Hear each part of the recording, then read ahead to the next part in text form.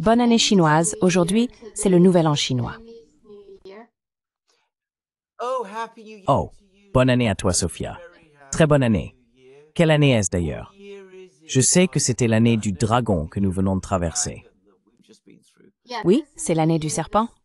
C'est l'année du serpent. Serpent, oui. Serpent. On me dit que les femmes nées cette année-là sont associées à la beauté. Est-ce vrai? Probablement, il y a beaucoup de dictons. Beaucoup d'histoires. Une amie britannique, qui était en fait une très belle femme, m'a fièrement dit un jour qu'elle était née l'année du serpent, ce qui expliquait pourquoi elle était si belle. Oui, je pense que ma mère est belle. Elle est née l'année du serpent. Eh bien, il y a peut-être une part de vérité là-dedans. Peut-être. Il y a peut-être une part de vérité là-dedans. Eh bien voilà. Mon Dieu, j'adore l'image derrière vous, au fait. Est-ce de la neige sur les branches? Oui, c'est dans mon quartier. Je me souviens, c'est ton nouveau quartier. Je me souviens avoir lu, en traduction anglaise bien sûr, un poème chinois qui parle de la neige. Et le commentateur anglais, qui était, vous savez, quelqu'un qui était un érudit chinois sérieux, disait comment dans la poésie chinoise, la neige, la lune et le jade sont tous liés les uns aux autres parce qu'ils ont le même type de brillance.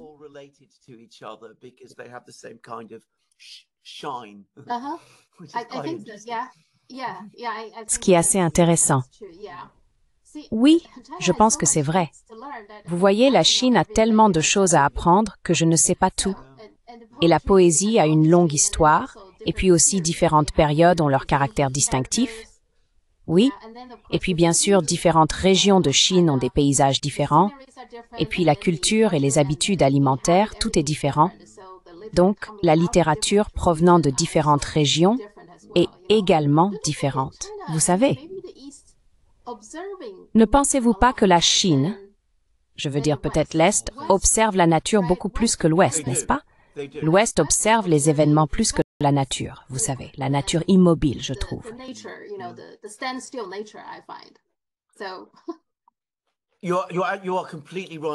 Vous avez tout à fait raison à ce sujet. Maintenant, la poésie chinoise, je ne peux pas y accéder, car les traductions en anglais sont très inadéquates. Cela m'a été expliqué de nombreuses fois. Mais avec la peinture chinoise, on peut absolument le voir. Personne ne comprend et n'a un sens de la nature comme le font les Chinois.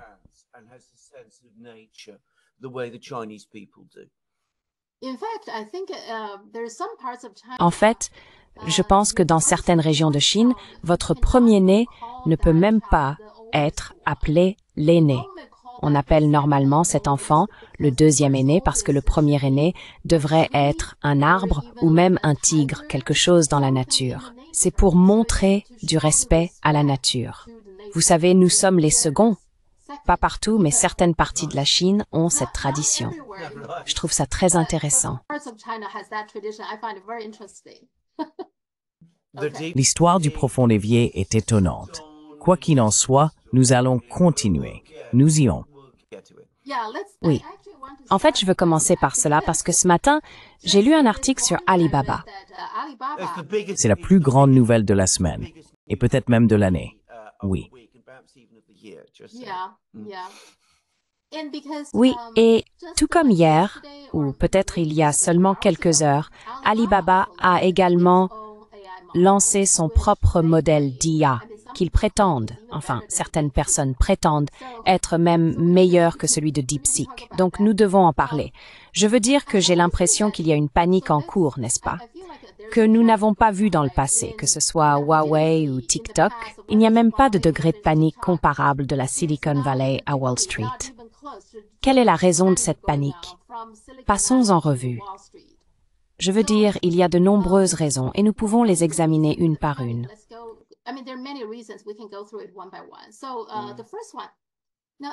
Alors, le premier. N'est-ce pas en 2017 que Poutine a dit que celui qui atteindrait une percée dans le développement de l'intelligence artificielle dominerait le monde? Donc, considérant que DeepSeek est une petite entreprise établie il y a moins de 2 ans, et qu'ils ont utilisé une fraction du coût, passé moins de la moitié du temps et créé un modèle d'IA que beaucoup disent être meilleur que le dernier modèle de ChatGPT. Et c'est gratuit et open source. Donc, pour moi, c'est une énorme avancée. Est-ce la raison principale pour laquelle ils paniquent?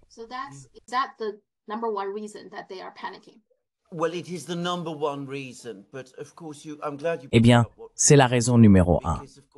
Mais bien sûr, je suis content que vous ayez mentionné ce que Poutine a dit, car cela revient toujours à ce sujet que nous avons discuté de nombreuses fois dans de nombreux programmes, à savoir que en Occident, et pour ces raisons, encore une fois, vous voyez, avec les mots de Poutine, la Russie fait partie de l'Occident. Il s'agit toujours de pouvoir. Ainsi, les Américains ont développé cette conception, selon laquelle l'IA sera le mécanisme par lequel ils vont sécuriser leur pouvoir, et qu'à travers l'IA, ils continueront et étendront leur domination du monde.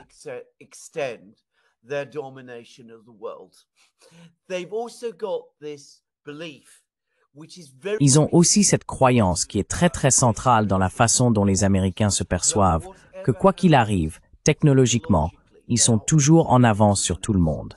Ils sont, vous savez, la puissance scientifique et technologique suprême du monde. Et donc, ils ont examiné la situation du monde aujourd'hui. Ils comprennent qu'en matière de fabrication, la Chine les a dépassés. Et ils ne croient pas vraiment qu'ils retrouveront un jour leur avance. Je veux dire, la distance est tout simplement trop grande pour rattraper et dépasser à nouveau la Chine. En fait, chaque année, elle s'est accrue. Mais ils se disent, eh bien, vous savez, ce n'est plus vraiment si important parce que nous avons toujours cette avance qui nous est inhérente, parce que nous sommes les meilleurs, les plus intelligents, les personnes supérieures.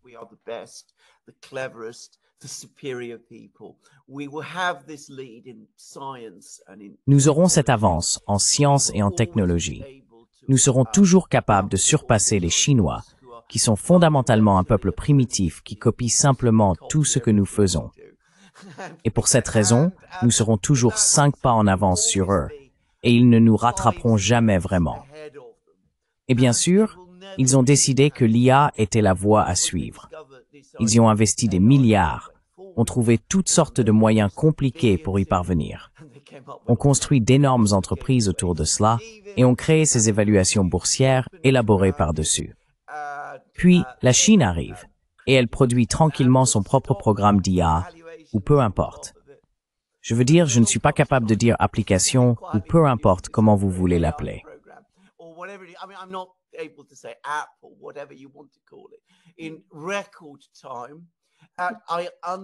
En un temps record, je comprends, à un 20e du prix, et cela fonctionne aussi bien. Donc vous savez, cela choque les Américains. Premièrement, cela choque leur modèle économique, parce que leur modèle économique est basé sur des ressources vastes, massivement déployées pour atteindre cet objectif. Deuxièmement, cela choque leur propre conception d'eux-mêmes, qu'ils sont toujours les pionniers, qu'ils sont toujours les gens qui vont aller de l'avant et proposer ces nouvelles technologies. Et enfin, bien sûr, cela ébranle leur propre confiance en leur pouvoir, car il s'avère que dans ce qu'ils pensaient être les meilleurs, les Chinois sont encore meilleurs.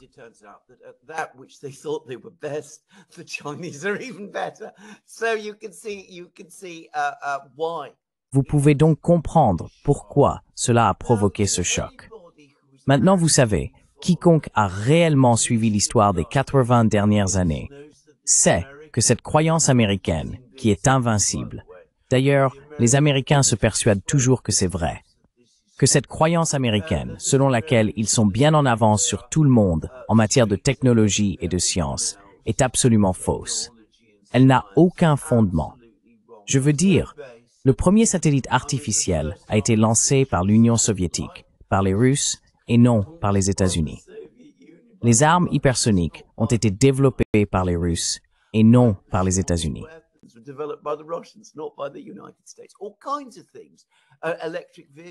Toutes sortes de choses. Les véhicules électriques. Les Chinois sont meilleurs qu'eux que les Américains. Mais toujours, tous les 2 ans, les Américains reviennent et se racontent la même histoire, qu'ils sont en avance, qu'ils sont les plus avancés. Et il est vrai que jusqu'à récemment, parce que l'Amérique était beaucoup plus riche que tous les autres pays, y compris l'Union soviétique, et pouvait puiser dans des ressources à une échelle bien plus grande que quiconque. Même s'ils n'inventaient pas la technologie en premier, ils étaient toujours les premiers à pouvoir la développer à son plein potentiel.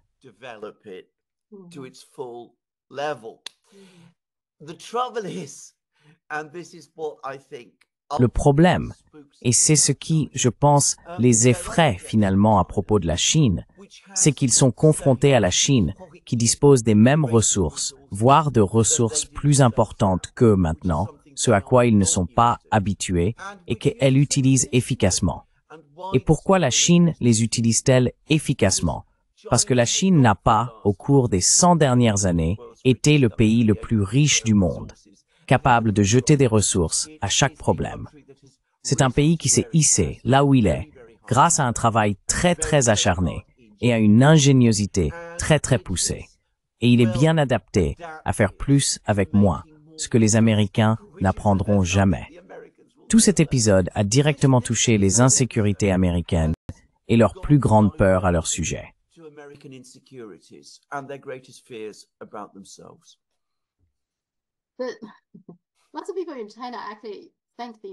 Beaucoup de gens en Chine remercient en fait les États-Unis pour leurs sanctions. Vous voyez, une partie du problème est que les entreprises chinoises d'IA doivent utiliser des puces inférieures à cause des sanctions.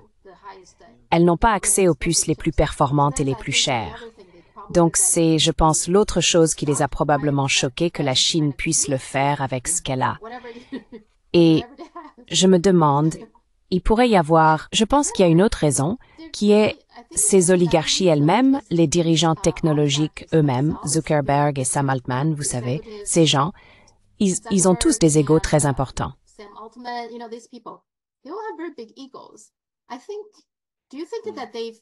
Je pense, pensez-vous qu'ils ont l'impression que cette affaire d'IA nécessite un énorme investissement et est si compliquée technologiquement?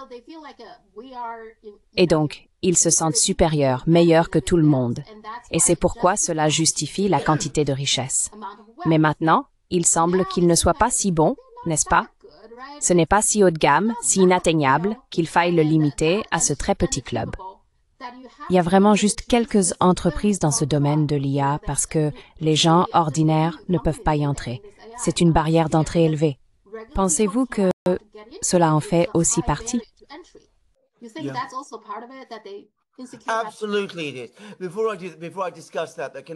Absolument, c'est le cas. Avant d'en discuter, puis-je rapidement aborder le sujet des puces? Maintenant, il y a environ un an, j'ai lu que les Russes avaient leur propre plan industriel pour atteindre le point où ils pourraient produire leurs propres puces avancées, comparables à celles que fabrique Taïwan. C'est un exemple typique de planification industrielle russe d'ailleurs. C'est extrêmement bien organisé et minutieux.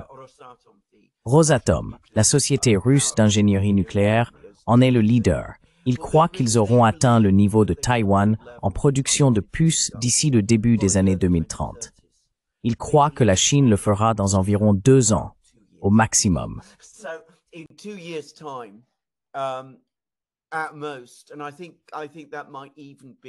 Je pense que cela pourrait même être un euphémisme.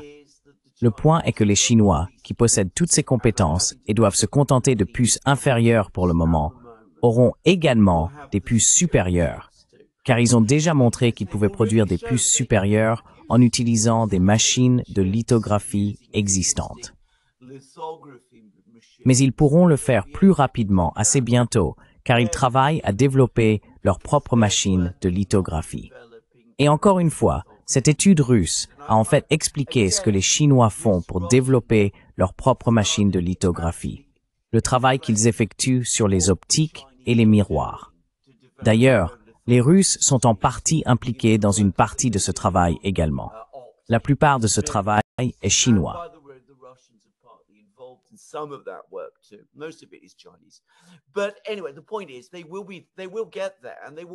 Mais de toute façon, le point est qu'ils y arriveront, et ils y arriveront très bientôt.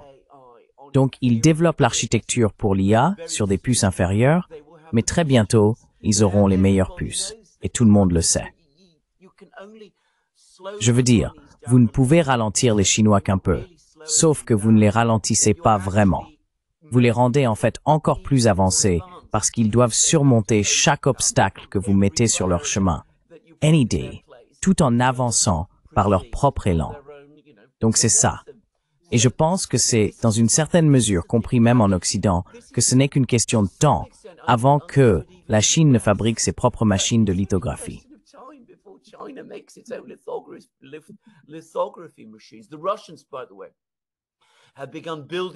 Les Russes, d'ailleurs, ont commencé à construire des machines de lithographie. Ce ne sont pas les plus avancées avec les caractéristiques ultra fines, mais ils ont effectivement commencé à le faire maintenant. Et la Chine a commencé à fabriquer des machines de lithographie il y a un certain temps et produit des machines beaucoup plus avancées. Je dis juste ça. Voilà ce que je voulais dire à ce sujet. Maintenant, à propos des vastes égos, des maîtres de l'univers que ces gens croient être, les Zuckerberg, les Musk et tous les autres, les Cook, tous. Vous avez absolument raison. Il suffit de regarder ces personnes, la façon dont elles se pavanent et se vantent et se croient des génies, pour comprendre qu'il s'agit d'une bulle psychique ridicule et gonflée qu'elles ont créée autour d'elles.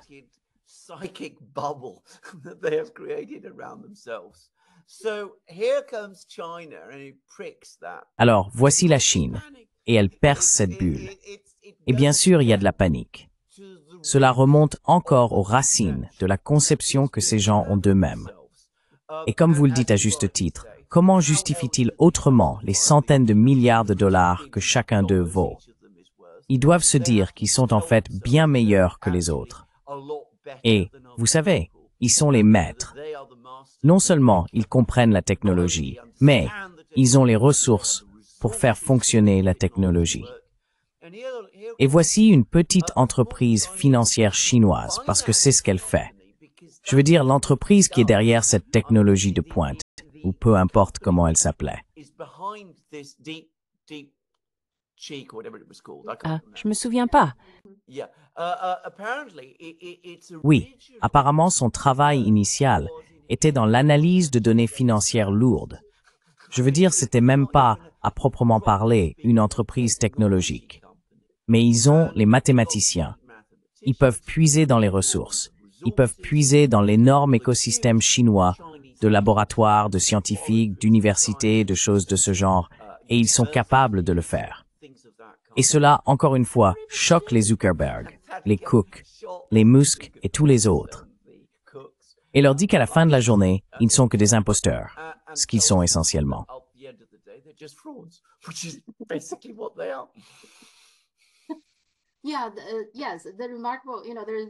Oui, en effet, il y a plusieurs choses remarquables à propos de cette entreprise. L'une d'elles est que pratiquement, je dirais 99% de leurs employés, ils n'ont qu'environ 150 employés, et seulement un ou deux d'entre eux ont probablement obtenu un diplôme à l'étranger. Le reste d'entre eux sont tous des talents chinois locaux.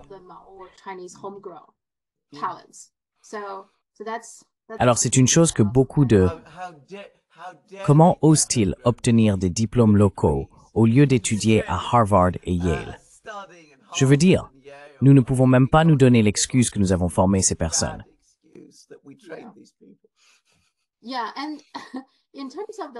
Oui, et en ce qui concerne la machine de lithographie, tu as raison. La Chine construit la sienne et je pense que même les Néerlandais le savent. Récemment, le vice-premier ministre chinois Ding Xuexiang a visité les Pays-Bas et le premier ministre néerlandais lui a parlé et a dit « D'accord, nous voulons avoir notre propre, tu sais, décider. Nous voulons décider, tu sais, de nos politiques en termes de vente. Donc il semble qu'il sache que s'il ne vend pas maintenant, il ne pourra probablement pas vendre à l'avenir. »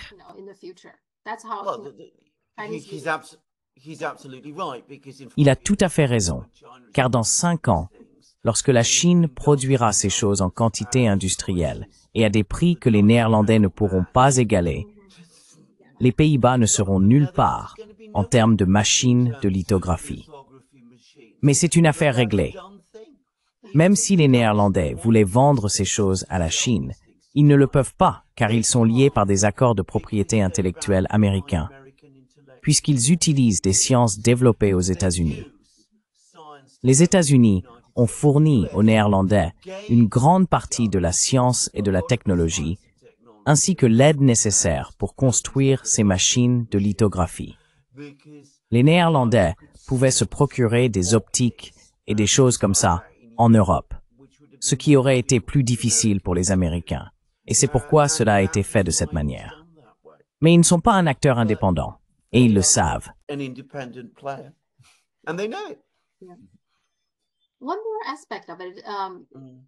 Un autre aspect de cela, lié à ce que vous dites toujours, Ryan Grim de The Intercept a en fait dit quelque chose d'intéressant sur TikTok que j'ai vu. Il a dit que ces dirigeants de la tech, vous savez, les grandes entreprises technologiques, avaient un contrat social avec le gouvernement américain, qui est le gouvernement américain, disant « D'accord, les gars, je vais vous rendre immensément riches. En retour, vous allez garantir que la domination de l'industrie technologique américaine sera maintenue dans le monde entier. » Et ce qui s'est passé, c'est qu'ils ont respecté la première partie, car ils sont tous extrêmement riches. Mais il semble qu'ils n'ont pas réussi à livrer la deuxième partie, qui est la domination de la technologie américaine. Je pense que c'est un assez bon résumé, n'est-ce pas?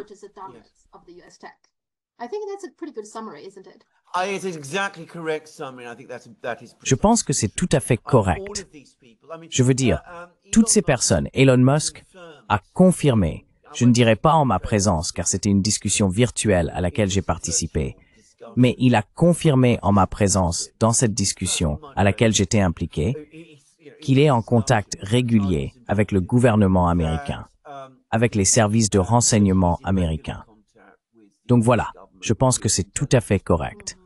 Je veux dire, on leur a donné toute l'aide nécessaire pour créer leurs propres entreprises, pour développer les réseaux sociaux.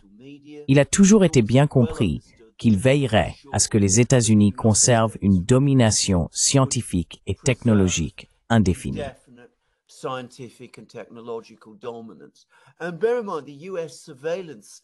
Et gardez à l'esprit que l'état de surveillance des États-Unis tourne autour de cela. Et l'état d'influence des États-Unis tourne autour de cela. Je veux dire, ils ont besoin de toutes ces plateformes de médias sociaux pour pouvoir diffuser des messages à leurs agents à Hong Kong et dans ces endroits. Dites-le simplement, vous savez, pour que vous puissiez comprendre pourquoi, pour eux, c'est si massivement important. Et vous savez, vous pouvez comprendre la nature de l'accord qui a été conclu. Mais bien sûr, ils ne peuvent pas respecter l'accord, parce que même si ces personnes étaient des génies, pour chaque génie américain, il y en aura un autre en Chine. Fantastique. Quiconque pense le contraire est un imbécile. Il y a beaucoup plus de Chinois que d'Américains.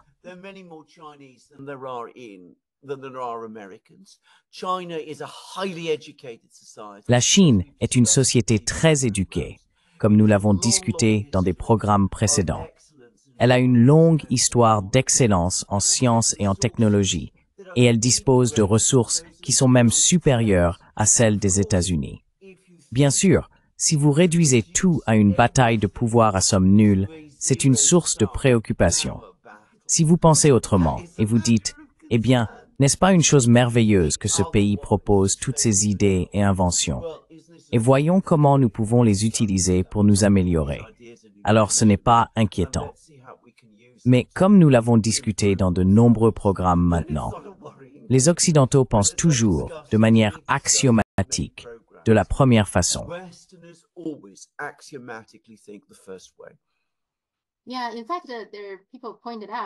Oui, en fait, il y a des gens qui soulignent que même aux États-Unis, beaucoup dans le domaine de l'IA sont en réalité des sino-américains. Donc, certaines personnes disent que c'est les Chinois en Chine contre les Chinois aux États-Unis. Mais quand même, je veux dire, ce qui s'est passé est un peu étrange pour moi parce qu'ils ont une offre limitée d'argent et les États-Unis ont accès aux meilleurs talents. Mais malgré tout, il semble qu'ils soient loin derrière par rapport aux deux approches, on dirait. Alors, que se passe-t-il? Ils sont juste trop à l'aise.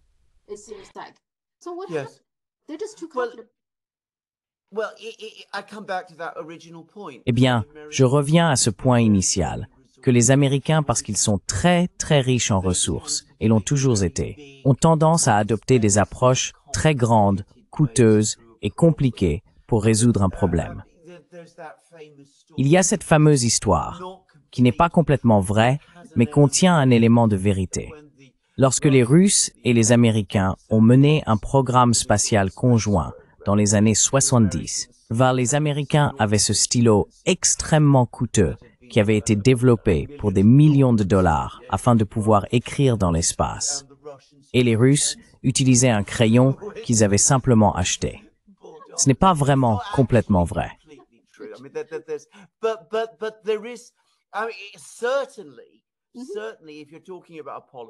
Certainement, si vous parlez d'Apollo-Soyouz, dont je me souviens, c'était le contraste avec les systèmes de navigation américains, qui étaient tous numériques à l'époque, très avancés et extrêmement coûteux, et le système russe, qui était essentiellement un globe tournant, qui fonctionnait parfaitement bien d'ailleurs. Je veux dire, c'était vrai. Mais c'est ainsi que les Américains font tout. J'ai travaillé avec des Américains d'ailleurs. J'ai travaillé avec des cabinets juridiques américains. Et ce qu'il y a à leur sujet, c'est que c'est un modèle très très coûteux en ressources. Il n'est pas conçu pour faire les choses de manière simple, directe et rentable. Ce n'est pas la façon dont l'Amérique est. Elle ne l'a jamais été. Pas à l'époque moderne.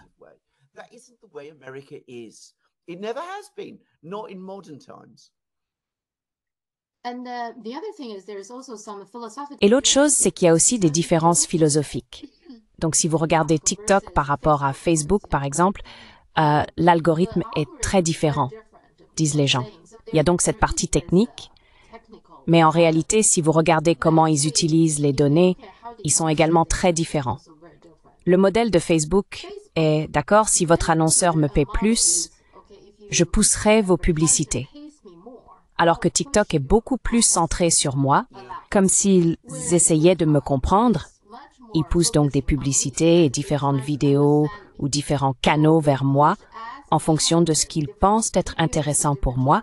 Donc vous voyez, avec les mêmes informations sur moi, ils utilisent leurs données de manière très différente. Oui.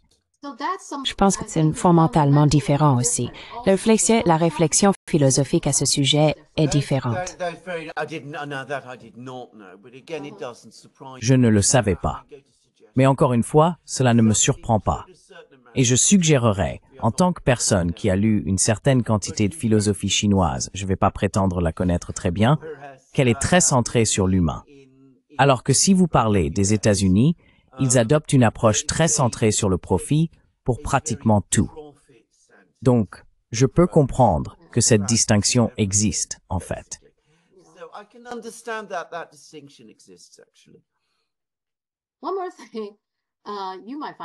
Une autre chose que vous pourriez trouver intéressante, et même votre femme, Catherine, pourrait trouver intéressante.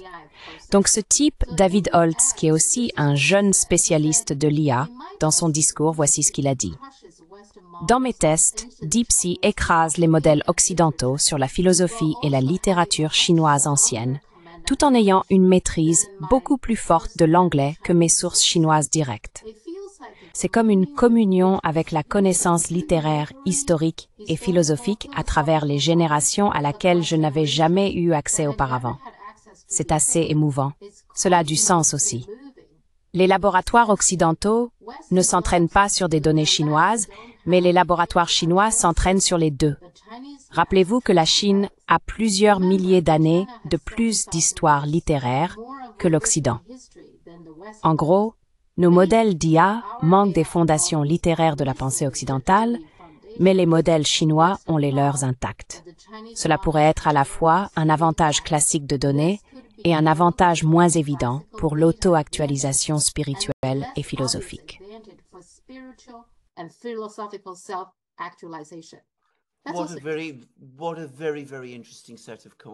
Quel ensemble de commentaires très très intéressant.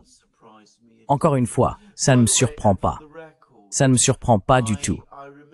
D'ailleurs, Et pour mémoire, je me souviens avoir lu quelque part il y a longtemps que si l'on regarde toutes les choses qui ont été publiées, toutes les œuvres littéraires publiées avant 1800, je pense que les Chinois ont publié environ 5 fois plus que tout le monde réuni.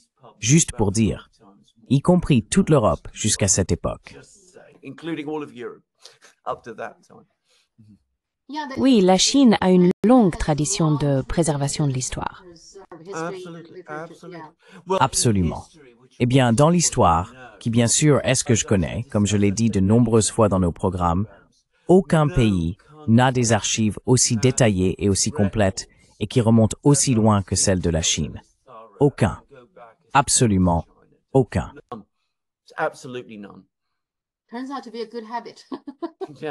Il s'avère que c'est une bonne habitude, oui. Alors, quelle est la réaction aussi intéressante? D'une part, Trump dit « D'accord, cela devrait être un signal d'alarme », donc même lui commente cela. Et puis beaucoup de gens disent « D'accord, c'est un moment Spoutnik ».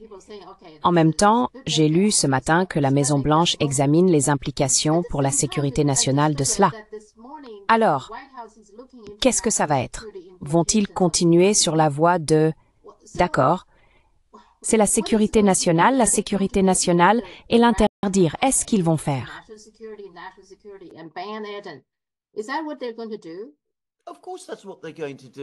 Bien sûr, c'est ce qu'ils vont faire. Je veux dire, en fait, si vous pensez à ce que Trump a dit et à ce qu'ils vont faire, le fait qu'ils examinent déjà les implications pour la sécurité nationale, ils ne sont pas en conflit quand il dit que c'est un signal d'alarme. Je veux dire, vous pourriez suggérer que cela signifie se réveiller, qu'une véritable menace arrive. Et c'est encore une fois là que nous revenons au point sur la menace, que les Américains verront cela comme une menace, certainement comme un défi à leur propre suprématie, et un défi qui doit être surpassé et écrasé d'une manière ou d'une autre. Mais ils le verront aussi comme une menace, parce que pour eux, tout se résume finalement à une question de pouvoir. Et le fait que ce défi vienne de la Chine, et je vous ai dit de nombreuses fois dans de nombreux programmes, que pour les Américains, la Chine est une obsession maintenant. Cela va encore plus faire retentir les sonnettes d'alarme.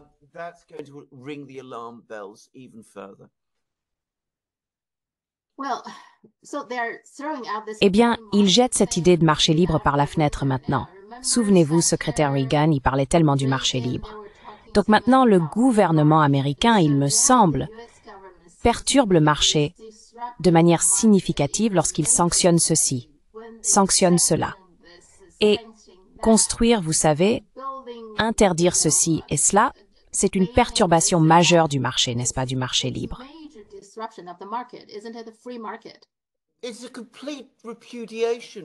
C'est une répudiation complète du marché libre.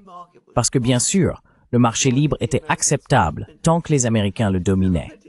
Maintenant qu'il n'est plus dominé par les États-Unis de la même manière, il devient évidemment une menace.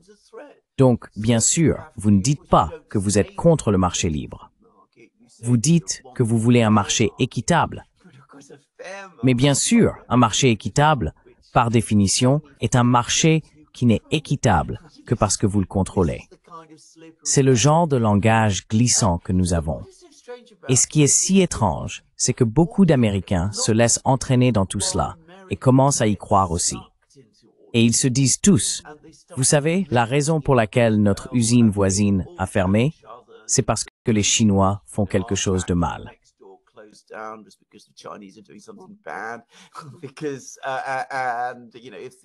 Et si les Chinois avancent avec l'IA, c'est parce qu'ils l'ont volé chez nous. Trump a même dit l'autre jour que les Russes sont en avance dans l'hypersonique parce qu'ils l'ont volé à l'époque d'Obama. Donc malheureusement, il y a des gens aux États-Unis qui tombent vraiment dans ce genre de choses. Mais vous avez tout à fait raison. Cela perturbe le commerce mondial, les marchés libres et ce genre de choses. Et c'est pourquoi nous avons les BRICS. C'est pourquoi nous avons la ceinture et la route. C'est pourquoi, même, comme le Financial Times lui-même l'a admis dans un long article qu'il a publié l'autre jour, de plus en plus de pays dans le monde arrivent à la conclusion que la seule façon de faire face à cela est d'essayer de commercer moins avec les États-Unis et de commercer davantage entre eux. Oui, oui. La Chine, en fait, le gouvernement chinois encourage réellement la concurrence. Et cela inclut la concurrence des États-Unis comme Tesla, par exemple. Oui, Et les gens disent toujours, OK, pourquoi interdisez-vous Facebook? En fait, la Chine n'a pas interdit Facebook. Facebook, Google, même X Elon Musk se plaignait l'autre jour disant, vous savez, X n'est pas en Chine. Eh bien, il oublie que X, quand c'était Twitter, était en Chine. Ils sont partis parce qu'ils ne se conforment pas. Ils refusent de se conformer à la loi chinoise. Donc il y avait tout un tas comme WhatsApp, Snapchat, Reddit, ils étaient tous en Chine. Et ils sont partis, disant, OK, il y a trop de censure, vous savez, vous n'êtes pas libre, vous savez, blabla. Donc ils sont partis d'eux-mêmes. En d'autres termes, la Chine n'a interdit aucune entreprise. C'est juste que si vous venez en Chine, dans notre pays, vous devez suivre les règles et les lois, ce que bien sûr n'importe quel pays ferait. eh bien, comme nous le voyons, les États-Unis le font. Demandez à Huawei et TikTok.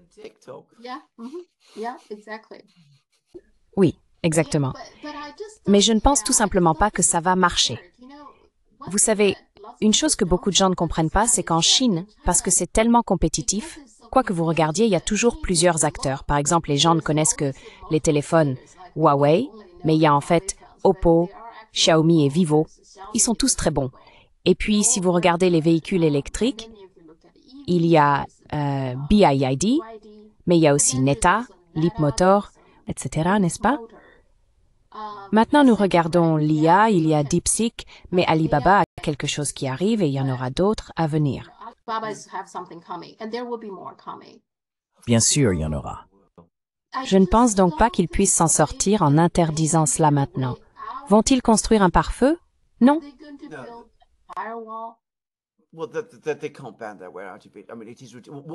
Eh bien, ils ne peuvent pas s'en sortir en interdisant. Je veux dire, ce qu'ils font finalement, c'est s'isoler, parce que tout le monde dans le monde se dit, vous savez, pourquoi devrions-nous acheter des produits américains dangereux et inférieurs, qui peuvent être utilisés pour faire exploser des gens? Nous avons discuté de cela avec l'incident Pagé au Liban. Ils peuvent être utilisés pour faire exploser des gens, ou espionner des gens, ce qui est coûteux et pas toujours particulièrement fiable d'ailleurs.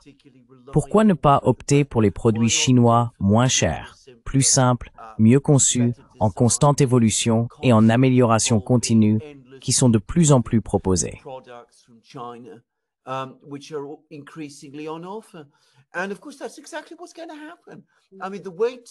Et bien sûr, c'est exactement ce qui va se passer. Je veux dire, la façon de rivaliser avec la Chine est de produire mieux. Si vous vous repliez derrière des barrières et vous dites constamment que vos idées sont volées par quelqu'un d'autre, alors ce que vous faites, c'est vous condamner à un retard technologique, comme le savent et le comprennent parfaitement les Chinois eux-mêmes à partir de leur propre histoire. D'ailleurs, à ce propos, un ou deux de mes amis russes ont dit que DeepSeek est déjà partout en Russie. Ils sont tous occupés à télécharger l'application là-bas et ils la trouvent très bonne. Je dis ça juste comme ça.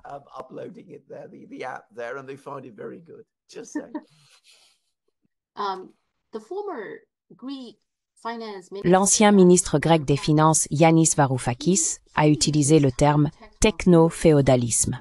Maintenant, je trouve que c'est un terme très intéressant. Le techno-féodalisme est différent de l'oligarchie technologique. Une oligarchie, c'est quand vous avez peut-être 2 ou 3 acteurs sur un marché de produits particuliers. Ils contrôlent un marché particulier, n'est-ce pas?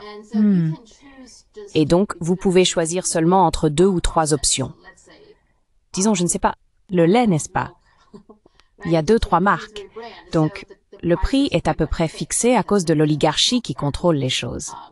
Le féodalisme est pire dans le sens où le techno-féodalisme contrôle en fait les plateformes de réseaux sociaux qui, dans de nombreux cas, sont les moyens de subsistance des gens. Ce n'est pas seulement que vous pouvez choisir ou non. Les moyens de subsistance des gens en dépendent.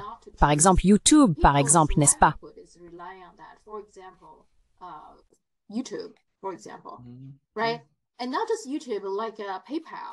Et pas seulement YouTube, comme PayPal.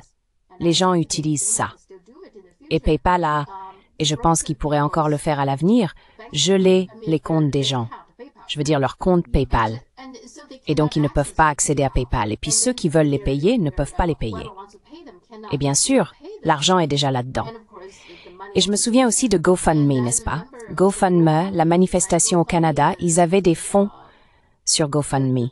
Et plus d'1 million de dollars, les camionneurs et GoFundMe ont juste gelé cet actif comme ça. Ils n'ont même pas besoin d'une ordonnance du tribunal. Donc le technoféodalisme est d'une certaine manière presque pire que l'oligarchie.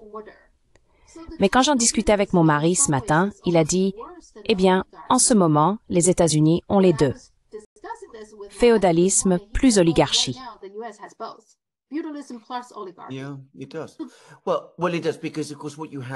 Oui, c'est le cas. Eh bien, c'est le cas parce que bien sûr, ce que vous avez, ce sont en quelque sorte d'énormes domaines féodaux contrôlés par des personnes. Appelez-les barons ou oligarques, si vous voulez. Mais je veux dire, ils dirigent ces choses de manière complètement arbitraire et autocratique. Et il n'y a absolument aucun droit de recours avec eux. Donc, vous êtes liés à cela. Je comprends parfaitement le commentaire de Varoufakis d'ailleurs. Je pense qu'il a absolument raison. Je veux dire, c'est une sorte de système féodal. Un dans lequel, comme avec les anciens systèmes féodaux, il n'y a pas d'échappatoire, parce que les systèmes féodaux sont par définition des systèmes fermés. Et il n'y a pas de mécanisme de recours, parce que la personne qui exerce le pouvoir sur vous a un pouvoir arbitraire absolu. Et c'est un pas en arrière majeur par rapport à ce que nous avons connu auparavant.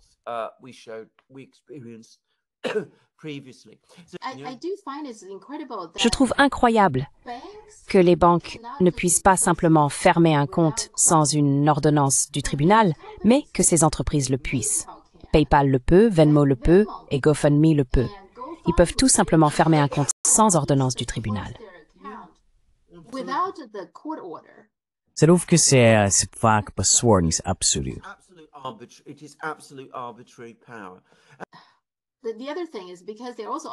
L'autre chose est que comme ils sont aussi une oligarchie, ils contrôlent le Congrès, n'est-ce pas? Donc le Congrès ne mettra pas de limite légale à cela, n'est-ce pas? C'est donc une combinaison des deux, n'est-ce pas? Oui. Le monopole et le technoféodalisme, oui. Absolument.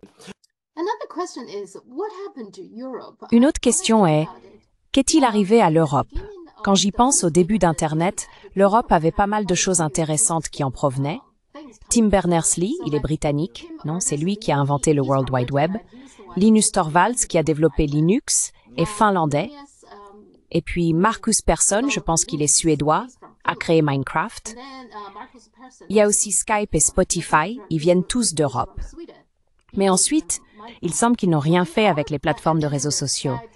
Et maintenant, avec l'IA, je pense que la France vient de retirer son chatbot IA après seulement quelques jours parce qu'il était si mauvais.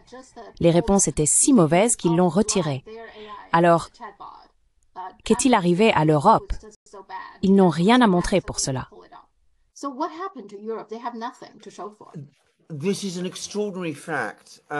C'est un fait extraordinaire. Et cela soulève vraiment la question de la qualité critique de la gouvernance économique que nous avons en Europe. Un seul pays européen a développé une architecture complète dans les médias sociaux et dispose de programmes d'IA actifs. Et c'est la Russie. La Russie a ses équivalents à toutes les plateformes de médias sociaux dont nous avons parlé et possède une communauté très active. Je veux dire, c'est évidemment à une échelle beaucoup plus petite que celles américaines et chinoises, mais cela existe, c'est très dynamique, et cela se développe et grandit tout le temps. Vous avez des plateformes russes comme Telegram, dont certaines ont eu une portée internationale, mais aucun pays européen n'a été capable de faire cela.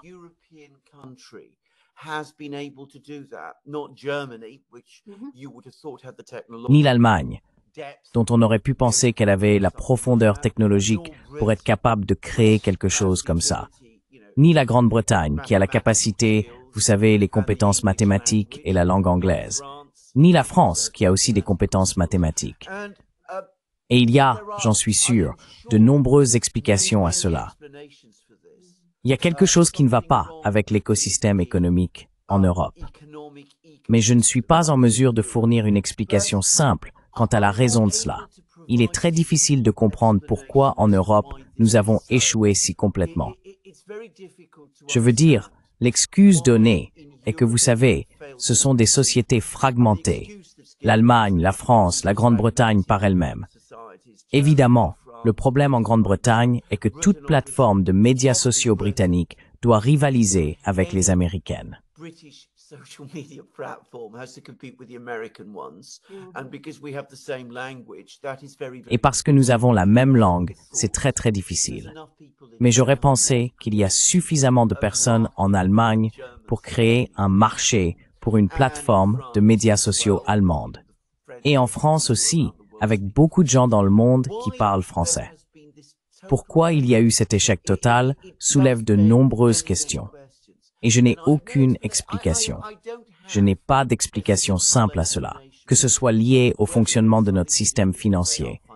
S'il y a des problèmes au niveau universitaire qui empêchent le développement de ces choses, ou si c'est parce que la formation de capital est faible ici.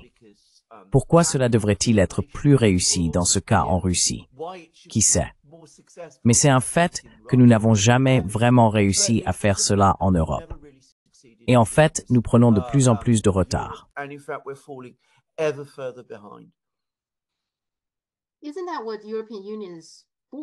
N'est-ce pas pour cela que l'Union européenne existe? Pour des choses comme ça, vous savez, parce que vous avez tout le pouvoir central, le contrôle central, c'est là que vous devriez investir vos ressources et rassembler tout le monde, faire quelque chose au niveau des politiques, du budget.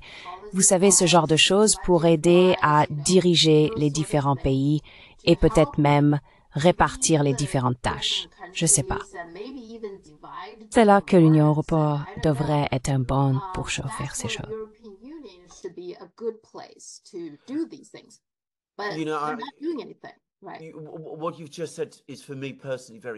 Ce que vous venez de dire est pour moi personnellement très triste, car c'est pourquoi je soutenais l'Union européenne et la communauté européenne. Je veux dire, autrefois, je défendais précisément cet argument. Je veux dire, pas seulement moi. C'était un argument commun que beaucoup de gens avançaient, disant que parce que nos économies étaient relativement petites, eh bien, pas petites, mais pas comparables aux États-Unis, ou même à la Russie ou à la Chine. Pour réussir dans des domaines qui nécessitent une grande échelle, nous devons mettre en commun les ressources et nous organiser à l'échelle continentale. Mais cela n'a jamais vraiment fonctionné de cette manière. Et je suis d'accord, c'est ce que l'Union européenne devrait être. Mais elle ne semble pas savoir comment le faire.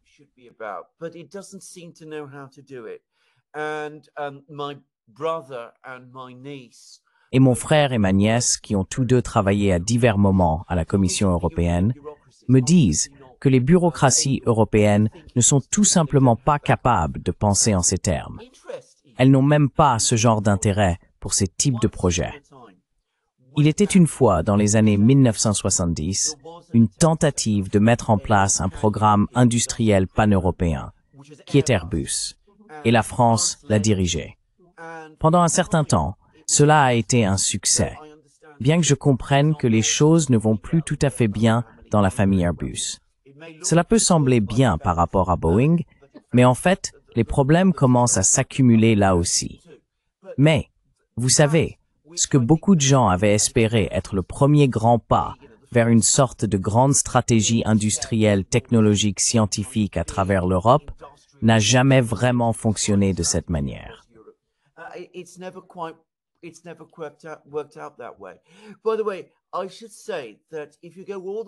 D'ailleurs, je devrais dire que si vous remontez jusqu'aux années 1950, lorsque l'Union européenne était en train de se créer, l'un des éléments centraux de ce qui est devenu l'Union européenne, qui existe encore aujourd'hui, était Euratom.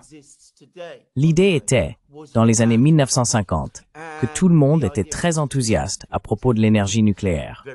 On supposait que ce serait l'énergie de l'avenir. On s'attendait à ce que l'Europe travaille ensemble, que tous les États d'Europe travaillent ensemble pour créer un système énergétique nucléaire unifié avec des réacteurs nucléaires et des technologies plus avancées. Des laboratoires importants ont été mis en place, comme le CERN, pour faire avancer les choses. Et même cela n'a pas tout à fait fonctionné. Donc, comme je l'ai dit, pourquoi avons-nous échoué et échoué si complètement?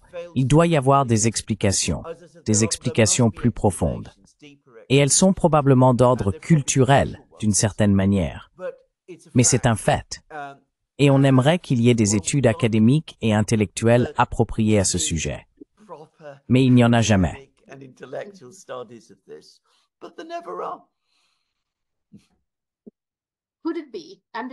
Se pourrait-il, en tant qu'observateur, se pourrait-il que l'Europe se concentre trop sur le confinement de la Russie? Il ne se concentre pas sur les choses importantes qu'ils doivent faire.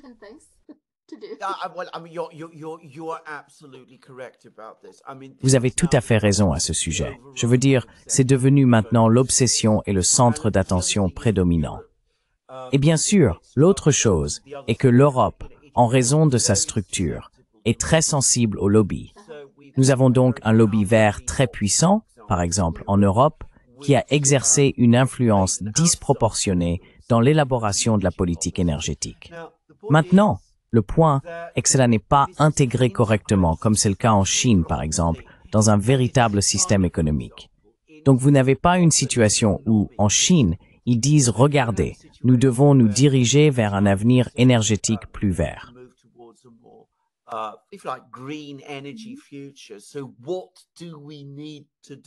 Alors, que devons-nous faire pour y parvenir, tout en avançant et en améliorant la technologie, la productivité et les conditions matérielles et autres de vie pour notre peuple? Ils ne font pas cela en Europe. Donc vous avez toutes sortes de personnes qui veulent construire des éoliennes ici et des panneaux solaires là-bas, et tout se passe de manière complètement confuse et non coordonnée, avec une sorte d'industrie artisanale qui émerge et qui ne fonctionne tout simplement pas à l'échelle industrielle. Tous les 2 ans d'ailleurs, vous avez quelqu'un en Europe qui dit « Nous avons un problème » et on leur commande un grand rapport et ils arrivent avec ce rapport énorme. Mario Draghi est le dernier exemple.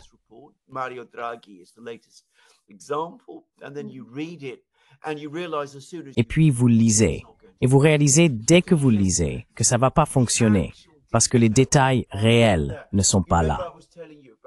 Vous vous souvenez que je vous parlais de la façon dont les Russes ont le programme pour fabriquer des puces avancées au début des années 2020, pour atteindre le niveau de production de puces au début des années 2030. Comme je l'ai dit, j'ai lu tout le document de planification. Je veux dire, tout d'abord, il fait des centaines de pages et il entre dans des détails énormes sur la façon dont cela doit être fait, étape par étape et phase par phase. Et il comprend que vous ne pouvez pas tout faire en un jour. Et il passe en revue tout ce genre de choses. Et je suis sûr qu'en Chine, vous faites cela encore plus. Vous ne voyez jamais rien de tel en Europe.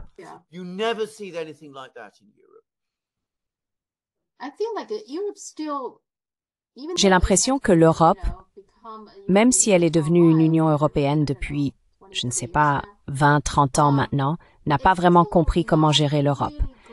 J'ai l'impression qu'ils choisissent l'option facile. L'option facile, c'est qu'il y a un ennemi, la Russie est l'ennemi. Alors, unissons-nous tous contre la Russie. Cela semble être le moyen facile pour eux de rassembler tout le monde et de se concentrer là-dessus plutôt que de regarder les détails de chaque pays et comment mieux coordonner ensemble, déléguer différentes tâches et planifier bien sûr, et toutes ces choses. Ils ne semblent pas savoir comment faire cela. Au lieu de cela, ils savent juste qu'il faut aller contre la Russie. Est-ce que cela en fait partie?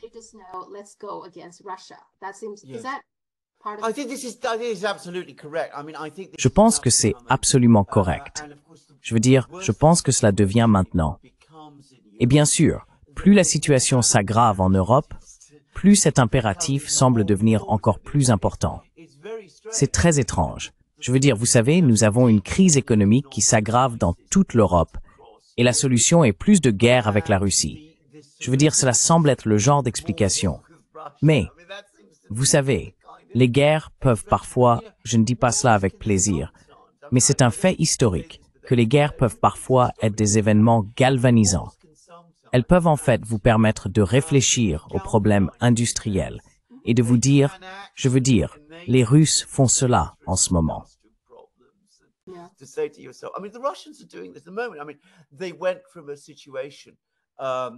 Je veux dire, ils sont passés d'une situation, il y a quelques années, où ils n'étaient nulle part en matière de drones, à une position aujourd'hui où ils sont l'un des pays les plus avancés en termes de drones.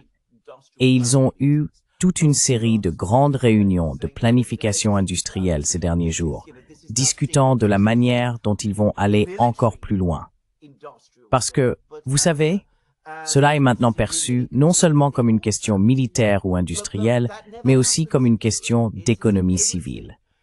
Mais cela n'arrive jamais en Europe. Tout se limite finalement au niveau de la rhétorique. C'est très étrange. C'est très douloureux pour moi, parce que je me souviens de mes espoirs du passé, qui étaient toujours centrés d'ailleurs, sur une Europe pacifique, commerçant, développant ses industries, développant sa science et faisant ce genre de choses. Et voir l'Europe que nous voyons aujourd'hui, c'est bouleversant en fait. Oui.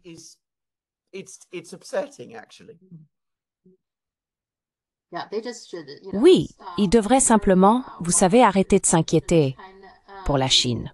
Je veux dire, oui, s'inquiéter pour la Chine, la Russie ou n'importe qui, mais se concentrer sur eux-mêmes. Vous savez, c'est, je pense, la première étape. Absolument d'accord. Totalement d'accord.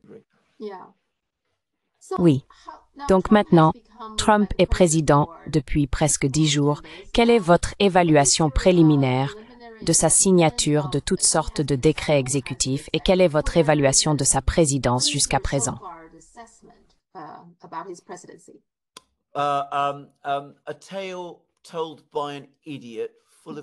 Un conte raconté par un idiot, plein de bruit et de fureur, ne signifiant rien. Nous avons eu une énorme quantité d'activités que beaucoup de gens confondent avec de l'action. Il y a en fait eu très peu d'actions réelles. Maintenant, vous savez, vous pouvez excuser cela, vous pouvez pardonner cela, parce que c'est la première semaine. Et beaucoup de choses qu'il a faites sont, je pense, destinées à être symboliques. Vous savez, pas de choses éveillées, abandonner le Green New Deal et toutes ces sortes de choses. Donc, vous pouvez comprendre pourquoi cela s'est produit. Mais jusqu'à présent, en termes de programme d'action réel, d'approche pour faire avancer les États-Unis au cours des 4 prochaines années, je n'ai vraiment rien vu. Je veux dire, même les tarifs sont discutés plutôt qu'introduits.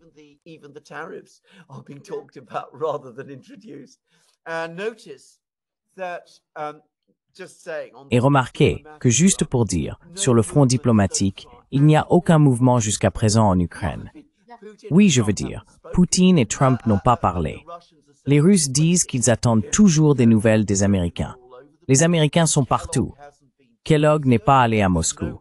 Il n'y a pas d'idée, pas de plan. Un post absurde sur Truth Social a causé beaucoup d'offenses en Russie, en suggérant que les Russes ont aidé les Américains à gagner la Seconde Guerre mondiale. Tellement offensant pour les Russes d'ailleurs. Et un tel contraste avec la façon dont les Chinois et les Russes se préparent à célébrer leur victoire commune cette année. Juste pour dire. Donc, vous savez, pour le moment, j'attends juste de voir ce qu'il va finalement faire. Je veux dire, il fait des discours, il donne des interviews, il parle beaucoup trop. Mais ce qu'il va faire, je ne suis pas sûr. Et je commence à me demander si vraiment sur beaucoup de choses, il n'y a pas de plan.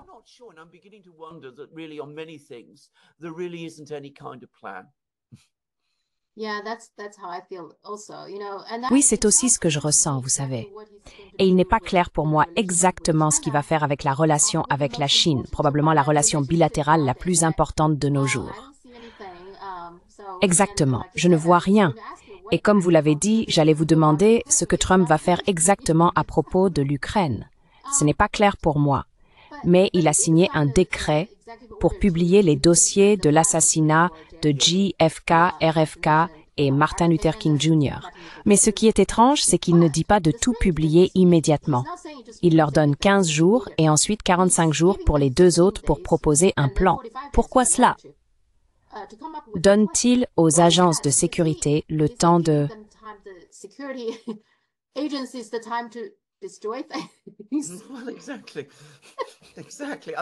Eh bien, exactement. Je veux dire, comme tant d'autres choses qu'on vous promet constamment qui vont se produire, quand le moment de la réalisation arrive, cela s'avère moins impressionnant qu'on ne l'avait laissé entendre.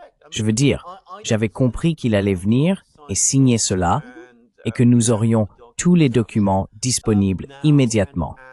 Et j'accepte qu'il reste encore quelques personnes de 1963. Il ne peut pas y en avoir beaucoup maintenant, mais il y a probablement quelques personnes qui étaient des sources au sein du gouvernement cubain à cette époque, et peut-être leurs familles et tout ça. Mais, je veux dire, c'est essentiellement de l'histoire maintenant. Et si vous traitez des cas individuels, vous n'avez pas besoin de 15 jours. Et ça devrait être préparé bien à l'avance. Ça n'a aucun sens. Et cela suggère, encore une fois, que vraiment, quoi qu'il ne veuille pas que nous voyions dans ces documents, cela restera invisible.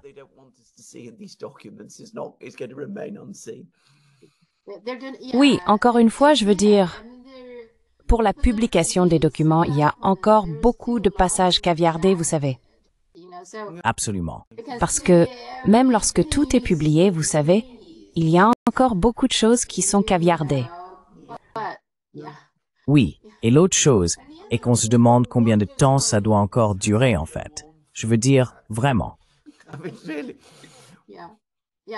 Oui, oui. J'ai aussi commencé à croire que nous ne connaîtrions jamais les faits véritables.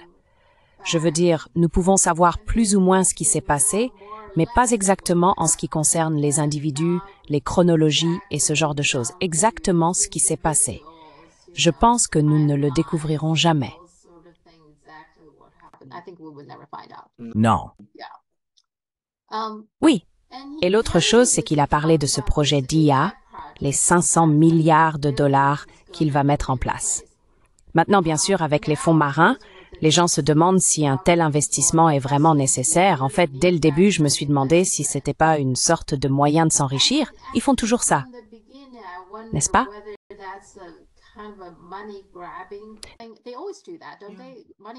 Eh bien, bien sûr qu'ils le font. Vous vous souvenez du jeu de puces? Oui. Nous allons simplement transformer l'industrie des puces aux États-Unis. Je veux dire, combien d'argent Biden a-t-il investi, était-ce dans Intel, pour obtenir toutes ces puces sophistiquées et toutes ces usines installées aux États-Unis? Il n'y a pas une seule usine. Ils n'ont pas produit une seule usine. Ils y ont mis énormément d'argent. Cela a soutenu Intel pendant un certain temps. Intel s'en est bien sorti. Mais est-ce que cela a réellement abouti à quelque chose? La réponse est non. Et encore une fois, vous vous souvenez de ce que je vous disais, que les Européens ne font pas, ils ne semblent pas comprendre à quel point la planification industrielle est un défi. Il faut y réfléchir. Il faut se demander quels sont les problèmes. Où sont les goulets d'étranglement de l'approvisionnement? Quelles sont les technologies?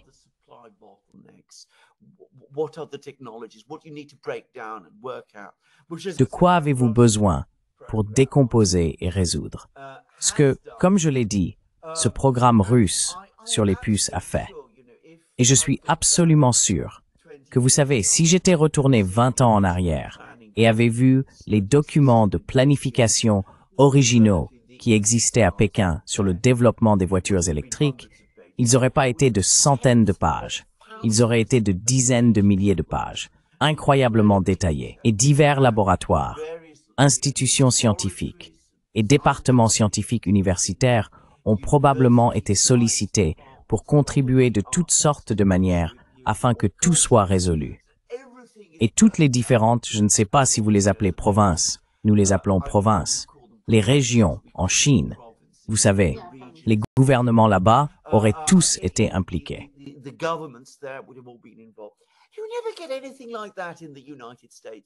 Vous n'obtenez plus jamais quelque chose comme ça aux États-Unis. Donald Trump dit « Je vais allouer 500 milliards de dollars au développement de l'IA. Une énorme somme d'argent est allouée. » Cela semble être sorti de nulle part. Il n'y a aucune preuve que cela soit vraiment conçu. Vous savez, vous ne regardez pas cela, ne proposez pas le coût, n'élaborez pas un budget détaillé, ne faites rien de ce genre. Vous proposez simplement un chiffre qui semble grand. Vous dites 500 milliards de dollars et vous vous attendez à ce que l'IA en ressorte.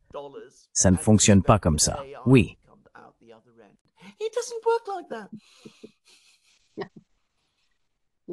Oui, Donald Trump fait trop de spectacles, je pense. Il n'y a pas beaucoup de substance. Oui. Oui, on pourrait dire cela de Trump. Et c'est vrai d'ailleurs. Mais qui d'autre est meilleur? Je veux dire, la seule personne aux États-Unis aujourd'hui qui semble avoir un véritable sens de la planification industrielle est Elon Musk, quoi que l'on puisse penser de lui. Je veux dire, il a géré des choses, pas seulement avec les voitures, mais avec les fusées spatiales et des choses de ce genre. Mais, de manière générale, en Occident maintenant, aux États-Unis, parmi les gouvernements, ce genre de compétences en planification ne semble tout simplement plus exister.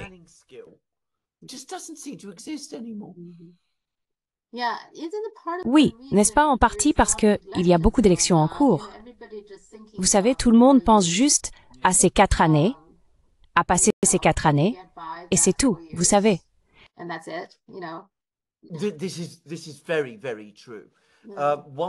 C'est très très vrai. Autrefois, dans le passé, les États-Unis avaient atténué ce problème parce qu'il y avait beaucoup d'agences qui existaient et qui regardaient au-delà des simples élections. L'industrie privée aux États-Unis, qui était organisée à une échelle continentale énorme, était capable de faire une grande partie de ce travail elle-même. Et il y avait aussi l'armée. Mais il semble qu'à chaque cycle électoral, ces agences de planification à long terme s'affaiblissent et le résultat est que la planification industrielle à long terme se détériore.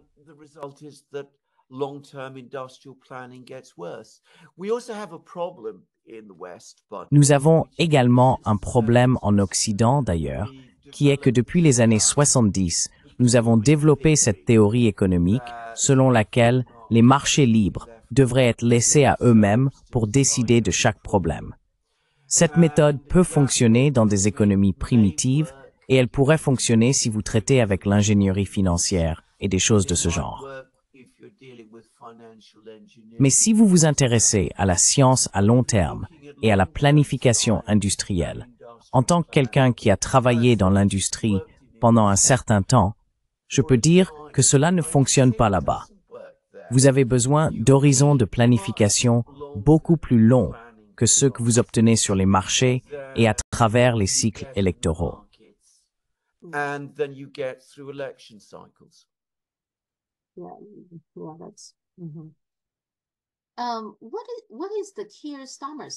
Quelle est la politique étrangère clé envers la Chine?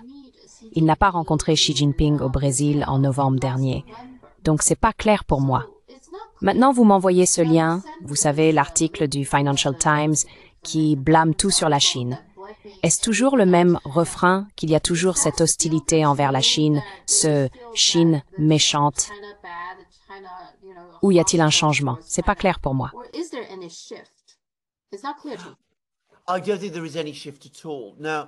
Je ne pense pas qu'il y ait le moindre changement.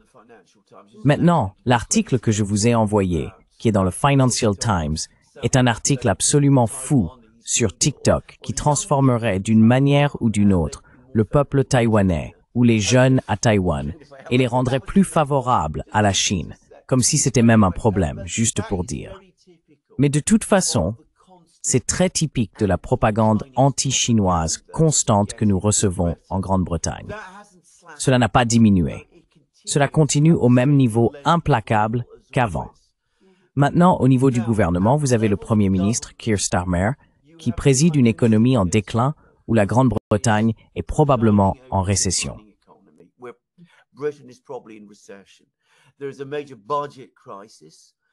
Il y a une grave crise budgétaire.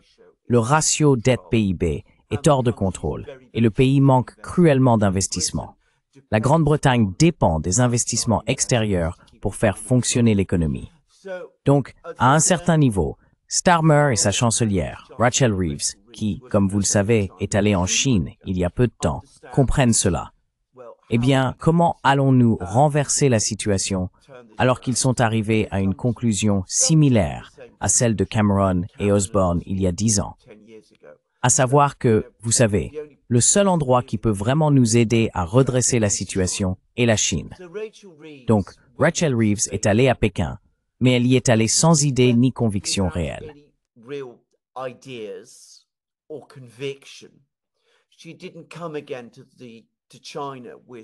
Elle n'est pas venue en Chine avec un plan ou une feuille de route disant « Voici comment nous aimerions approfondir notre relation avec vous. Voici les secteurs de l'industrie qui, selon moi, pourraient vous intéresser, dans lesquels vous voudriez probablement investir. » Elle a principalement amené des avocats, d'ailleurs, avec elle, ainsi que des financiers et ce genre de personnes. Et bien sûr, je pense que les Chinois ont fait ce qu'ils font toujours. Ils ont écouté très poliment ce qu'elle avait à dire et ils lui ont donné 600 millions de dollars de promesses d'investissement, ce qui est essentiellement une erreur d'arrondi. Et elle est repartie. Parce que je pense qu'à un certain niveau, ils comprennent qu'ils doivent travailler avec la Chine, mais ils n'y croient pas vraiment.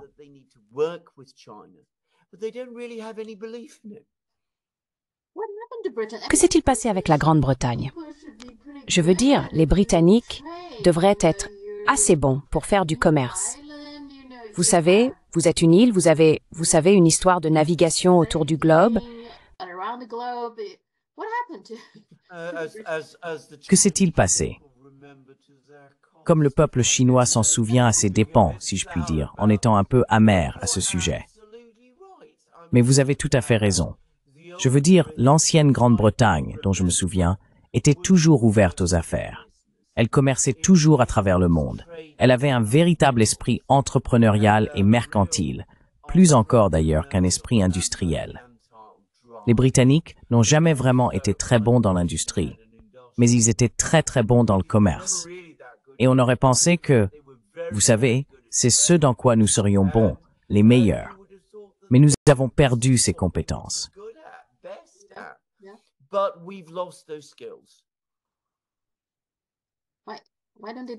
Pourquoi ne pas simplement conclure un accord de libre-échange avec la Chine, un accord de libre-échange avec l'Europe, avec les États-Unis? Vous savez, pourquoi ne pas commencer par là?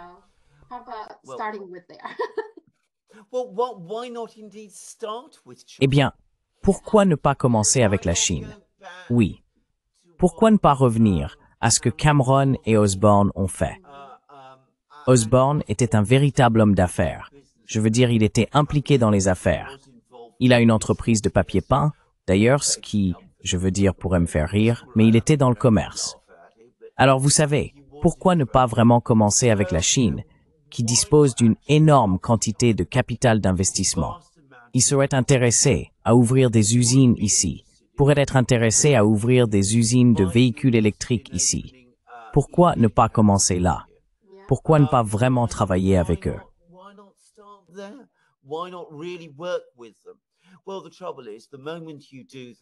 Eh bien, le problème, c'est qu'au moment où vous faites cela, vous vous heurtez à tous les éléments de l'État profond britannique qui diront non, vous ne pouvez pas faire cela.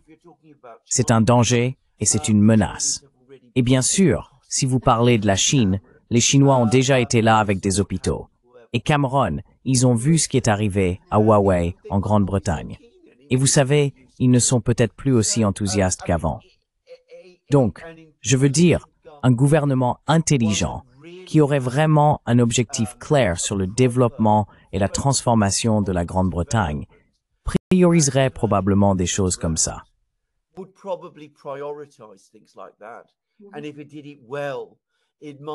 Et si c'était bien fait, ça pourrait convaincre les gens en Chine. Pas seulement à Pékin.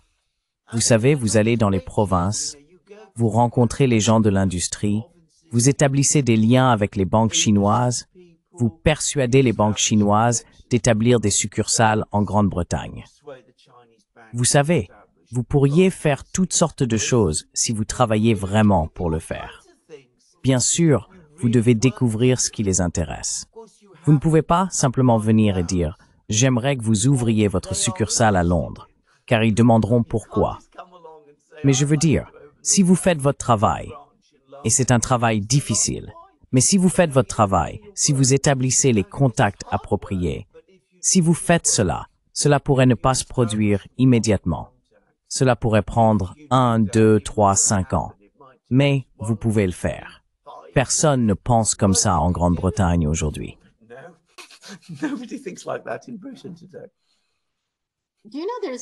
Saviez-vous qu'il y a une province en Chine, la province du Shaanxi, qui a une forme très similaire à celle de la Grande-Bretagne? Beaucoup de gens le remarquent. Peut-être qu'ils peuvent commencer à travailler avec la province du Shaanxi. Quelle bonne idée! Quelle bonne idée! Pourquoi ne pas le souligner? Pourquoi ne pas établir, vous savez, des journées en Grande-Bretagne pour la province du Shaanxi? Sérieusement. Établir des contacts avec les universités locales, entre les universités britanniques et les universités chinoises dans cette province particulière. Encore une fois, tout ce qu'il faut, c'est une certaine imagination et un travail acharné. Certes, cela nécessite un travail acharné. C'est comme si rien ne pouvait être fait facilement. Cela ne peut pas être fait rapidement. Mais si vous êtes vraiment intéressé par le développement de votre pays, c'est ce que vous faites. Starmer, Reeves, il suffit de les écouter pour savoir qu'ils ne feront jamais cela.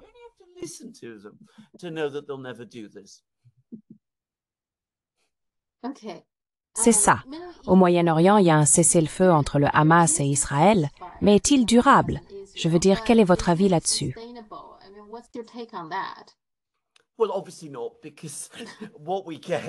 Eh bien, évidemment non, parce que ce que nous obtenons, je veux dire, tout d'abord, je devrais dire que le fait qu'il y ait eu un cessez-le-feu est parce que Israël a échoué militairement.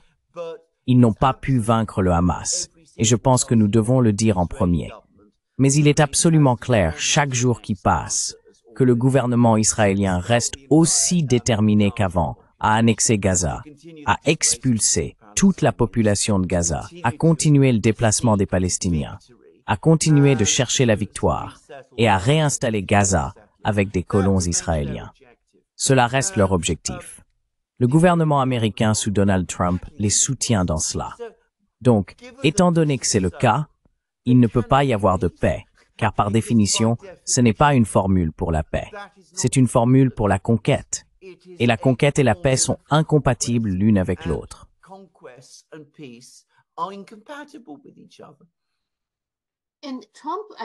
Et Trump, je pense, a mis la pression sur le gouvernement égyptien et le gouvernement jordanien, voulant qu'ils prennent tous les Palestiniens. D'accord. Est-ce sa solution? Aider Israël à commettre un génocide? C'est ça? Absolument. C'est exactement sa solution, comme c'était d'ailleurs pendant un certain temps la solution de Biden. Encore une fois, les gens ne sont pas au courant de cela, mais j'ai suivi cela et en ai discuté longuement à l'époque. À l'automne 2023, après le début de l'attaque israélienne sur Gaza, les Israéliens ont proposé exactement le même plan. Tony Blinken a visité l'Égypte et la Jordanie, essayant de persuader les Égyptiens et les Jordaniens d'accepter de prendre la population de Gaza. Les Égyptiens et les Jordaniens ont dit non, et le président égyptien s'est incroyablement mis en colère et a humilié Blinken à la télévision. Puis il a téléphoné à Biden.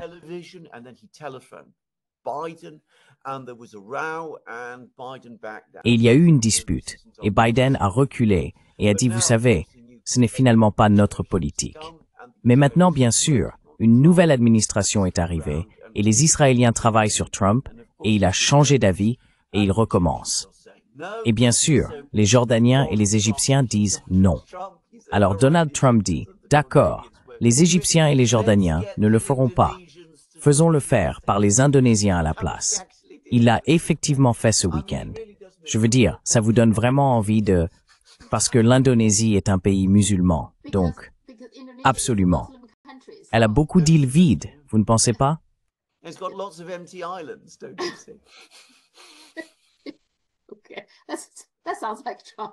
D'accord. Cela ressemble à Trump. Très typique de Trump. L'autre endroit est le Soudan, qui ne reçoit pas beaucoup de couverture médiatique. Mais d'après ce que je comprends, il y a une famine en cours au Soudan et cela empire. Cela revient donc à Wesley Clark parlant des 7 pays, l'un après l'autre. Le Soudan est l'un de ces 7 pays. En 2011, le Soudan s'est divisé. Ils se sont séparés, n'est-ce pas, devenant 2 Soudans. Et ensuite, il semble qu'il y ait actuellement des guerres dans les 2 Soudans. Que se passe-t-il là-bas? Pourquoi les États-Unis s'intéressent-ils au Soudan? Je veux dire, est-ce que ces gens aiment le Soudan?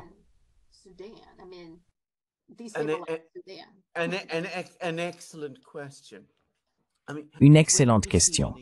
Je veux dire, lorsque la guerre civile soudanaise a repris, je devrais dire que le Soudan a été le sujet de nombreux conflits civils depuis qu'il a obtenu son indépendance de la Grande-Bretagne dans les années 60.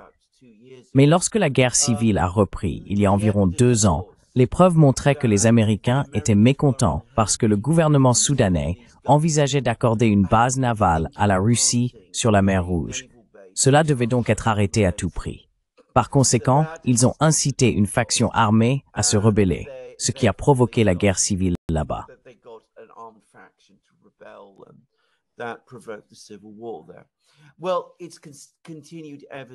Eh bien, cela a continué depuis.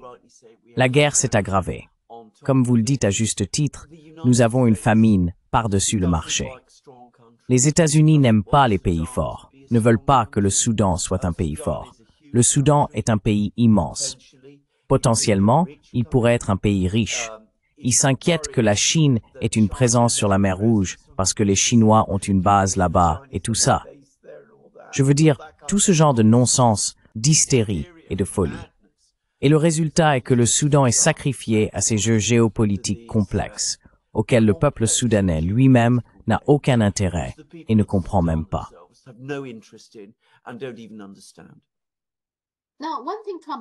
Maintenant, une chose que Trump a faite et que je trouve encourageante, du moins un peu, c'est qu'il a mis en pause toute l'aide étrangère, y compris l'argent allant à l'Ukraine et à Taïwan. Donc c'est une chose bienvenue.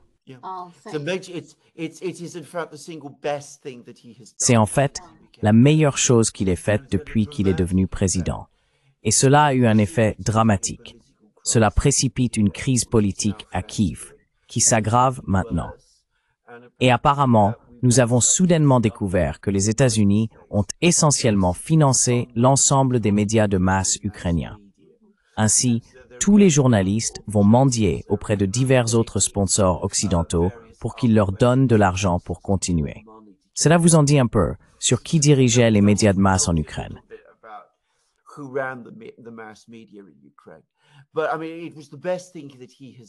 Mais je veux dire, c'était la meilleure chose qu'il ait faite. Et j'espère qu'il s'y tiendra.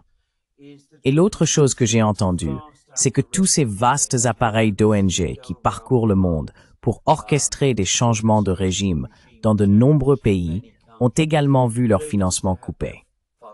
Nous avons fait un programme avec un responsable hongrois sur le Durand et il a confirmé que les ONG en Hongrie, qui ont essayé d'organiser une révolution de couleur là-bas, ont maintenant soudainement vu leur financement arrêté. Et apparemment, elles sont sous le choc à ce sujet. D'accord, c'est bien. C'est très bien. Oui. Mais pensez-vous qu'il y a maintenant un fossé entre les Européens et Trump en ce qui concerne la manière de progresser avec l'Ukraine?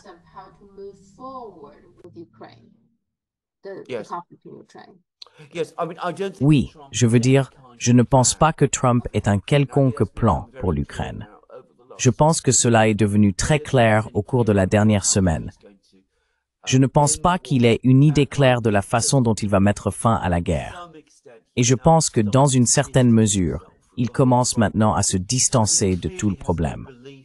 Mais il n'a clairement aucune croyance en ce projet et cherche à en extraire les États-Unis. C'est mon propre sentiment à ce sujet. Alors que les Européens, en revanche, restent massivement engagés émotionnellement et politiquement à soutenir l'Ukraine. Et ils sont très très nerveux à propos de ce qui se passe avec Trump. Et ils sont très très inquiets que finalement les Russes et les Américains se réunissent et parviennent à une sorte d'entente, sans que les Européens soient impliqués. and will come to some kind of an understanding without the Europeans being involved. Et il n'y a pas beaucoup d'informations provenant de la ligne de front. Je suppose que cela continue et que ça se passe mal pour l'Ukraine. It's going very, very badly for Ukraine. And Ça se passe très très mal pour l'Ukraine. Et bien sûr, il y a quelques jours, ils ont perdu cette ville fortifiée très importante qui était Velika Novosilka. you're hearing less about this. La raison pour laquelle vous en entendez moins parler est que comme cela arrive souvent dans cette partie du monde, il y a un dégel soudain. Les températures sont passées d'environ moins 10 à plus 20 degrés. Cela a transformé tout le paysage en boue. J'ai effectivement vu les photos, et cela signifie que le mouvement s'est pratiquement arrêté. La semaine prochaine, les températures chuteront à nouveau à moins 16. Le sol se durcira et les choses commenceront à bouger à nouveau. The ground will harden and things will start to move again. D'accord, d'accord. Et je pense aussi que leur capacité d'attention est courte. Je pense que les gens ont perdu intérêt pour l'Ukraine. And Halosim Tour. Yeah. Oui, mais cela est de Fonstov Marin. Deep sea, yeah. La mer profonde, oui. L'Amérique est beaucoup plus préoccupée par la mer profonde que par l'Ukraine. L'Ukraine était le projet de l'année dernière. La Chine est le projet de chaque année. Je dis juste. Every year's project. Just saying. La dernière chose que je veux vous demander, c'est que la Maison-Blanche de Trump permet en fait aux personnes des réseaux sociaux de rejoindre leurs conférences de presse. Apparemment, vous pouvez simplement aller sur leur site web et je suppose demander l'autorisation ou quelque chose comme ça. Je pense que ce serait intéressant à voir, n'est-ce pas?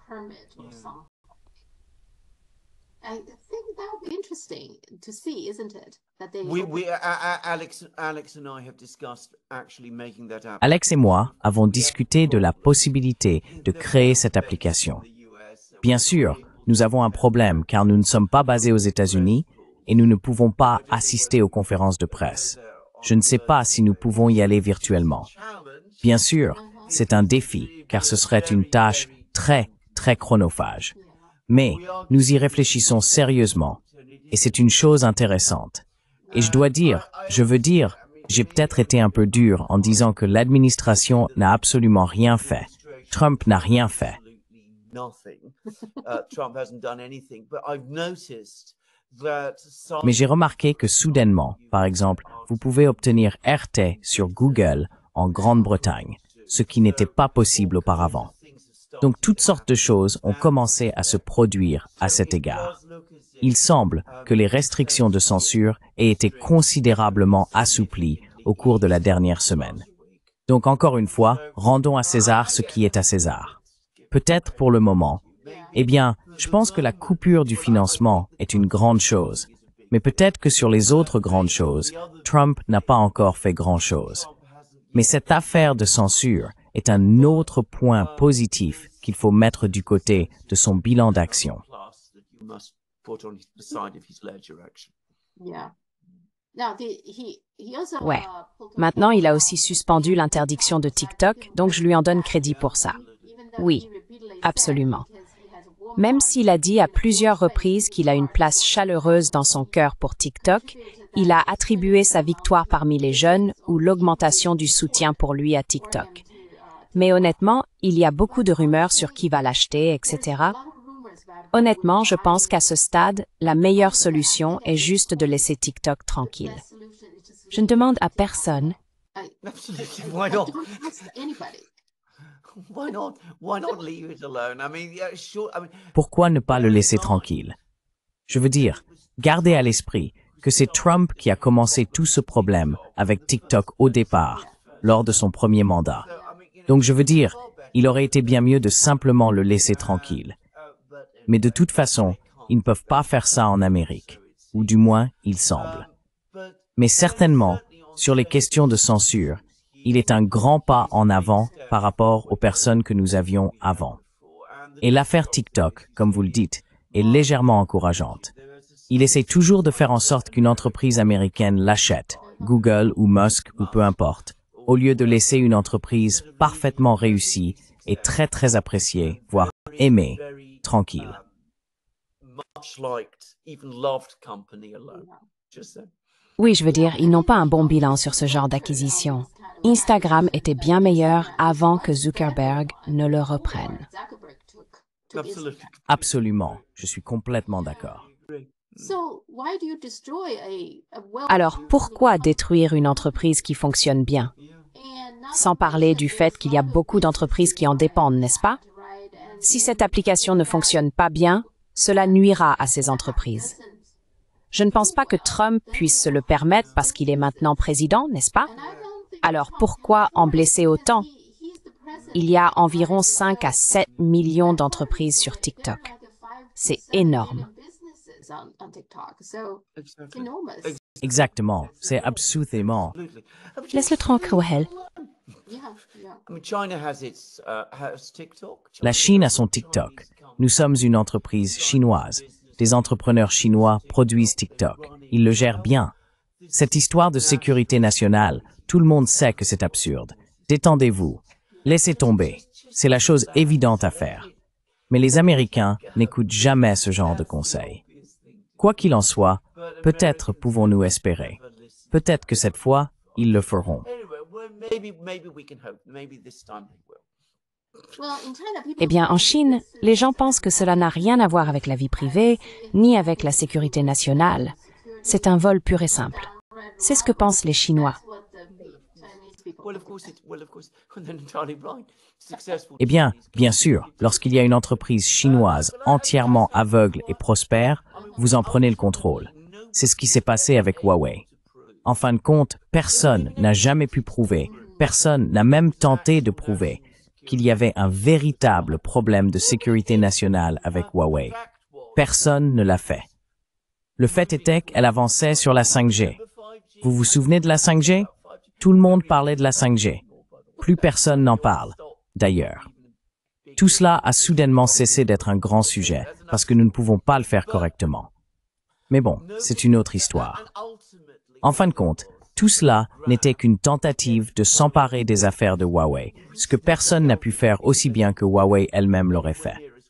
Et Huawei, à ce que je comprends, prospère. Oui. Donc en fin de compte, elle se porte vraiment bien. Pour revenir à ce que nous avons dit auparavant, ça ne nuit pas à la Chine. Cela ancre l'obsolescence technologique en Occident. Oui. Huawei a fabriqué des puces et DeepSea a effectivement déclaré qu'ils utilisent maintenant des puces Huawei. Eh bien voilà. D'accord. Eh bien, c'est tout pour l'instant. Merci beaucoup d'avoir pris le temps et nous parlerons la semaine prochaine. Je suis sûre qu'il y aura plein de sujets. Absolument. D'accord. D'accord. Très bien. Au revoir. Au revoir.